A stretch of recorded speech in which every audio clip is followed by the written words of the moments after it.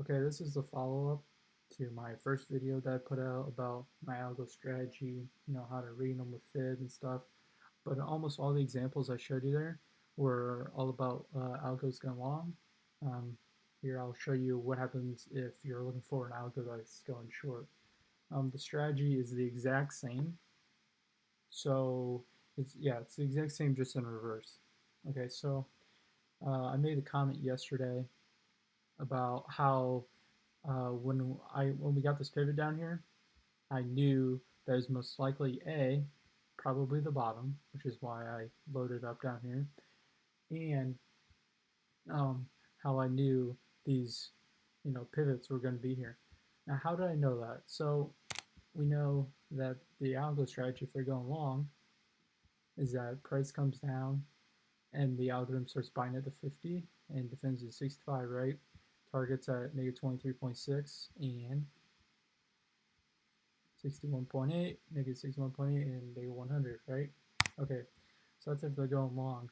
What happens if they're going short? Okay, so then it's the same exact thing. So we got Bitcoin over here on Binance.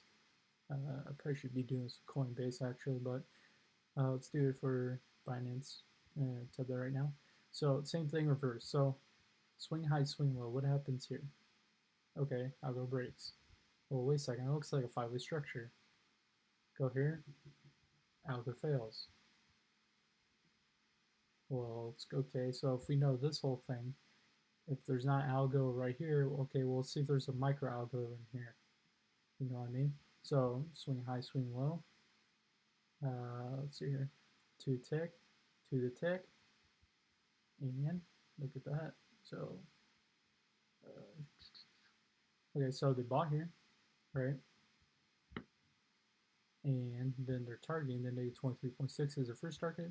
Second target would be the, negative 61.8. So here, this algo bought at the 50 right here, and it's targeting for the first target at the negative 23.6. So that algo, that's pretty much to the tick, okay? So we got algo here, the ball here, went to target here. Okay, well, let's keep going. Let's see if there's any more in here. So this looks like five wave, and we got retrace. Okay, so let's go swing high, swing low. Algo ball here, got filled here. Actually, I could probably put on, yeah, it's on. And look at that. It got second target to the tick. You guys see that? Okay, so that means we had basically double confluence right now that we know of, that these algos, both these macro algos, both had their targets around the same area, which is one of the reasons why I thought it might be over, because of the confluence. Okay, same thing. Swing high, swing low. Well, look at that. Doesn't quite get it, but it got its first target. Okay. Now let's do some more. Same thing. You could do this because it's a dominant swing, We'll wait. Do this. Algo didn't get filled there. So that's not one. I think I just did this one right. Yep. 2 tick. Got filled there. Look at the little reaction at that target. Ended up falling short on that target. And obviously this one got friggin' drilled. Look at that. 2 tick. Hit that, 2 tick. Came down. First target, second target, third target, 2 tick. So this is the reason why I thought the bottom was in. Everyone was like, oh my gosh, Bitcoin's going to, 1K or whatever, right? But I was sitting there, I'm like, there's so many confluences of the different targets for short algos to buy here, right? Short people, they sell and then they buy at a lower price, and that's how they make their money. So I'm like, okay, well, all these short algos, they're all right around here, basically within this range here. So whatever this is, we got 8%, 10% range. Grand scheme of things, that's really not that much, right? Okay, so we established that's how they got these pivots, right? They hit the 50, went down to target. Hit the 65, sold at 65, came down to buy it, right? They did that all the way down, all these pivots. Okay, so now that we know this is probably the bottom and this was the top, now we do it in reverse to find the short algos that would be shorting, selling and aiming for lower prices. Okay, so how do we do that? Turn on your little magnet there, zoom in to the absolute bottom. Okay, so reverse this so it's facing right away. Make it a little bit easier.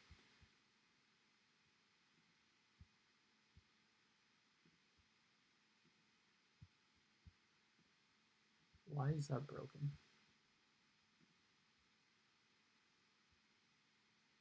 Fit2 broke. I see that. See, now it shows up if I reverse it and then breaks. Okay. So anyways, okay, so let's start from the top. Put this on here. We want to get to the very top and the very bottom of the swing. Okay, I was right on. Okay. So here's our big one, right? We got the highest swing to the lowest swing. Okay, this whole thing is the entire correction. So what does that mean? That means this is the biggest one out of all of them to break, which means if 13,973 breaks, because that's a 65, we're taking off. Like that is the last resistance.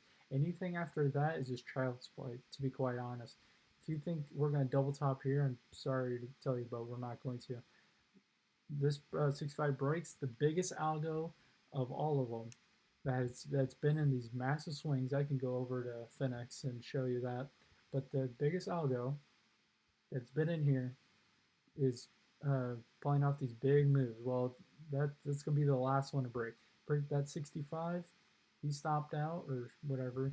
The algo stopped out, and it's off to new highs. Simple as that. So, okay, we haven't met this one. Now let's see if there's any other ones. Okay, so what I would do is I would start from the very bottom. For example, let's go like this. Okay, so the reason why I saw all these pivots, pretty much all the pivots, is just because of the algo swings. It's simple as that. So what you do is you put it here, place it swing low, and then you work your way up, okay? So here's the first major pivots. See that? Okay, let me get this exactly on there. So it goes up here, gets a reaction to 50, goes up, breaks that one. Okay, well that one doesn't work. Where's the next pivot? There's your next pivot. See that? They look small because I'm on a daily, but those are your next major pivots. To the tick, comes down, hits 50, and you can tell it reversed up. But look, it is still bought at the 65, right? Came up here, bought right here. So it kept defending. Like I said, keeps defending. First target, maybe 23.6 is what they're aiming for, right? Breaks the 65. They're stopped out. Immediately, as soon as the 65 breaks, we get that pop. Just as expected. Back up one pivot. Okay, so this pivot, I mean, we got a little bit of reaction, but not much because there's so much going through that last algo. So let me leave this one on here. Okay, let's do this again.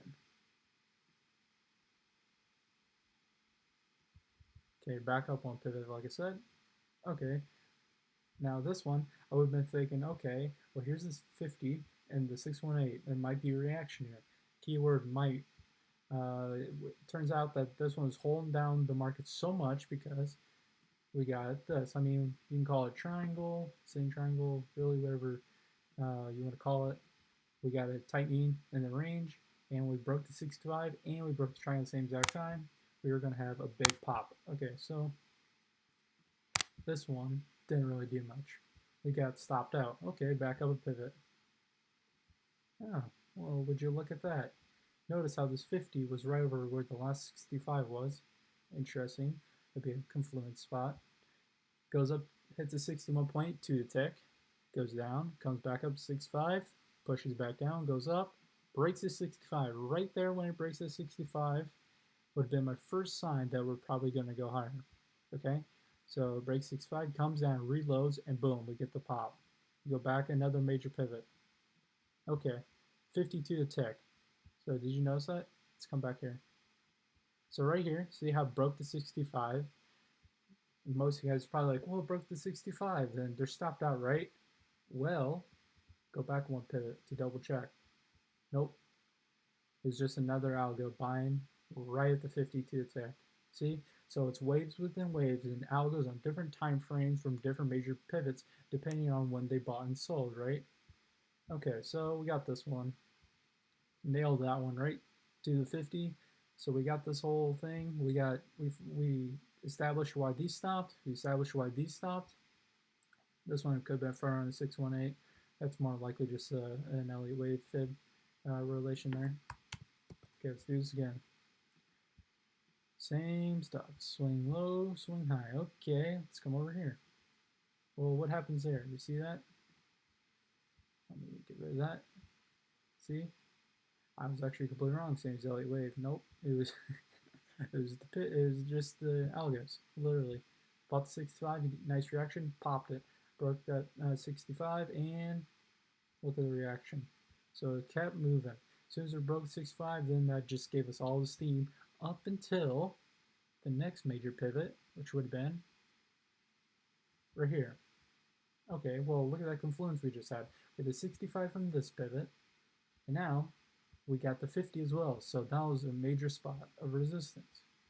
See what I'm doing here? Okay, so let's do this again. So just keep adding in here so you guys can see them. Hopefully you guys can understand what I'm doing here. So we back up the pivot. Does this look like it'd be a major pivot? No, not really. I mean, it was clear head and shoulders play. Back up a pivot? Possibly. I mean, in reality is I would have been looking at these, but I would give way higher priority to the major macro move. So this pivot, this pivot, this pivot, this pivot, this pivot, this pivot, this pivot, because those are the bigger, the bigger guys. They got it to the tick on the way down, and why would they not get to the tick on the way back up, right? That's where the big money's going to be, is on these big, turns. So these little ones I would have had on there. I would have this one, probably not these, because look, they're nothing. I would have went from here to here to here. Okay, so now we're back up here. Swing high, swing low. What happens? Look at the reaction. The 618 golden zone. Quick resistance, but it pops through. Breaks the 65. Okay, well this one is broken, right? Let's go back a pivot. So, yeah, scrunch her down because it's so big. Okay, go back to the next major pivot. Look at that. Almost to the tick of the 618 right there. Isn't that interesting? Actually, if you go over to Coinbase, it actually is to the tick. So, yeah, this one's just a little wick. You can go down to the body, whatever floats your boat, but it depends on what exchange you are. But on other exchanges, that one's to the tick. Okay, let's back up a pivot. Right there. Look at that. It caught that one, but broke 65. Just very quickly broke 65, fell below 65, and came down. Came down, notice it came down to the 50 for its resistance. Go back a major pivot. Ooh, there it is. See that? 65 golden zone. That's what stopped it. Okay, back up a pivot. Oh, notice the reaction. This is what was happening when this was going up. So let me zoom in here. Okay, so what's the 20th? So a few days ago when we were going up, I said, hey guys, this looks like a flat. If you're in the private chat, you guys would have seen that. I was calling the flat back here, or probably about the 6th or 7th. I said, well, actually, my first time I put the flat on was when we failed here, because this wasn't impulsive at all. This is actually a three-wave if you do the subdivision. You have 3 waves down, 3 waves up, and so if you got a 3-3, you're looking for an expanded flat or a running flat. So that means we're going for the 61.8 or the 100% extension of wave A to wave C, and so that's what we got. We got a running flat. So it goes up. And while it's going up, I'm like, okay, well, like this. I'm like, okay, well, this one's broken, so back up a pivot. This one's actually, where was that? I was right here. So we're like, when this was going on right here, I'm like, okay, this is broken. So the next one would be this pivot. So I knew when it was down here, it goes up, we're probably going to get a reaction. Well, if you go on a smaller time frame, you can see the little reaction there. I'm like, okay, so we broke that one. Let's go back a pivot. Here's the next major resistance, and I was calling it at 9,300. Literally went up to the tick. You see that, guys? Right to the tick, right there. Went up 2 tick, rejection. Went up, rejection. Went up, rejection. Now it's finally pushing through, but now it's about to do 65. So now is make or break time, to be quite honest.